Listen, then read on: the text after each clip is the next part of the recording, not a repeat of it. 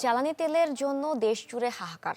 সংকট এতটাই তীব্র যে ফিলিং স্টেশনগুলোতে সকাল থেকে সন্ধ্যা পর্যন্ত অপেক্ষার পরও মিলছে না তেল।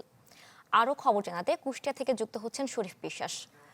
শরীফ, ফিলিং স্টেশনগুলোতে তেলের সংকট কেমন দেখছেন? আমি ভরসা রাখি হিরন স্মার্ট ওয়াটার পিউরিফায়ারে।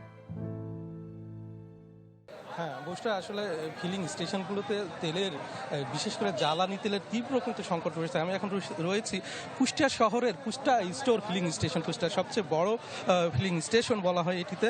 আমরা সকাল থেকে দেখেছি যারা তেলের যে গ্রাহক, বিশেষ করে যারা পেট্রোল, অকটেন কিংবা ডিজেল নিতে যারা এসেছেন, তারা কিন্তু দীর্ঘ লাইনে দাঁড়িয়ে তারা তেল নিচ্ছেন। তবে অনিয়মের বিষয়টাও কিন্তু পরিষ্কারভাবে ফুটে উঠেছে এখানে দেখেছি ভিআইপি লাইনের নামে কিছু অবৈধ সুবিধাভোগী, অর্থাৎ কিছু দালাল চক্র তারা সিন্ডিকেট করে, অর্থাৎ তারা নিয়ন্ত্রণ নিয়ে তারা তেল সরবরাহের সাথে যুক্ত রয়েছেন। যদিও এখানকার যারা ফিলিং স্টেশনের মালিক যারা রয়েছেন তারা এই বিষয়টি নিয়ে বিব্রত।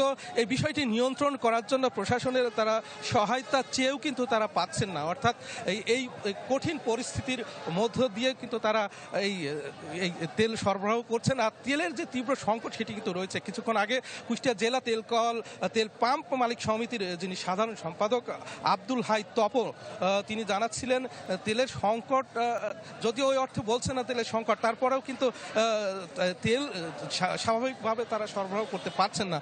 সব মিলিয়ে পেট্রোলের পাশাপাশি ডিজেলেরও কিন্তু তীব্র সংকট দেখা দিয়েছে এবং ভবিষ্যতে এই সংকট আরও ঘনীভূত হওয়ার যে আশঙ্কা সেটি কিন্তু রয়েছে। বুঝটা শরীফ, আপনাকে ধন্যবাদ।